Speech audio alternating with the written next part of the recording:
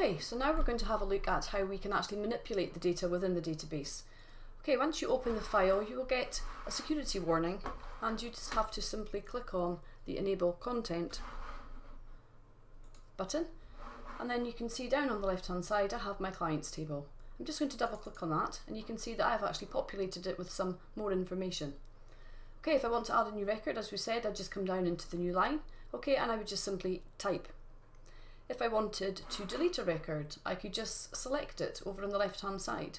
Okay, when I click in the row, okay, I have an option up here to delete.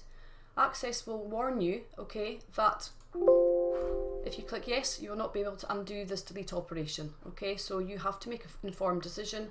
Do you want to delete it or not? I'm going to say no at this point. Okay, I could also just use my right mouse button and say delete record as well.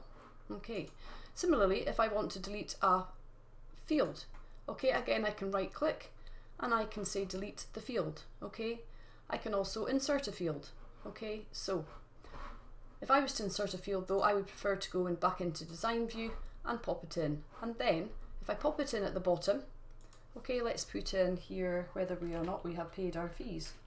Okay, so we're going to say fees paid, and I'm going to make that what we call a yes no field. Okay, so a yes no field will have a tick in the box for yes, and a blank box would mean no. So I'm going back to datasheet view, save the table, and you can see I've got fees paid over here. Okay, so if I want to reorder the database fields, I can just simply select that field, hold my left mouse button down, and you can see I get a black border. Okay, so where I put my stop with my mouse, okay, I'm there between cost and age. I let go, and fees paid has now moved from the very last field in between cost and age. Okay, I can pick that up and put it back again. Again, I can pick it up and pop it back in again as well. Okay, so I also have an extra field in here, okay, which wasn't in the original table, named name. Again, I can just go back into the design view, and if I want to get rid of that, okay, I can just simply again click into the row, the grey button next to the word name, and again I can just say delete rows from up here, or again I can use my right mouse button and just say delete rows from here. Okay, and that will permanently delete the field. Back into datasheet view and save the table. Okay, so I'm going to populate my fees paid column. So a tick in the box means a yes, and we'll just say that most people have actually paid their fees, apart from a couple. Okay, if I want to sort the table on any particular field, all I have to do is select the field that I want to sort by. In this occasion, I'm going to sort by town. So we click on the town field, and we have got over here in the sort and filter section, ascending or descending. So if I want to sort in ascending order of town, I click on the ascending button, and it does that for me. Okay, and each part of the whole entire record, okay, remains in situ. Okay, Ian McDonald is still at 3 Fir Park, Dingwall, and Bridget Ali is still at 3 Green Drive, Elgin. You do not have to select the whole table, you just select the one field that you want to sort by. Let's do that again. We selected town, this time make it descending. Okay, now we're in descending order, and I can put it back into ascending. If you want to sort on more than one field, okay, this is what we call an advanced filter. So you can see here that I've got a few people with the surname of Smith, for instance. One's in Reward, one's in Nairn. We've got a few people from Inverness. Okay, so if I wanted to sort by town, then by surname, I come to the advanced section, advanced filter options. I say advanced filter sort. Okay, it's still saying town at the moment because we had sorted by town.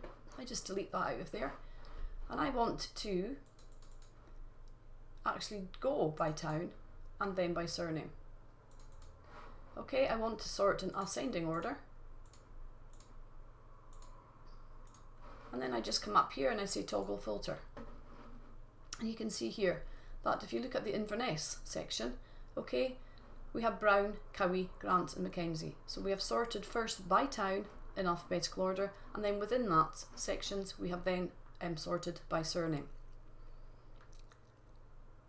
Okay, if we wanted to print the table, we simply say File, Print, go to Print Preview, Okay, and this is where we can change it into landscape, okay, to make sure that we are fitting everything onto the one page. We're not at this current moment in time. You can see here, okay, it's going to be too big to fit into one page. So always put it into landscape, then go into page setup, and you can change your margins, your left and your right margins, okay, to make sure that this is going to fit onto one page. Okay, you just then click on close print preview if you were wanting to go back into the table, or if you are actually going to print it. Once you've changed your margins, you can go into the print icon and it would send that to the printer for you. Okay, you can see that the name of the table is as a header with the date, and it's just telling me it's page 1. Okay, so close print preview. One other thing that you might want to do with the table is actually print the definition. Okay, so in order to print the definition of the table, you would say database tools, and you have something here which is called the database documenter.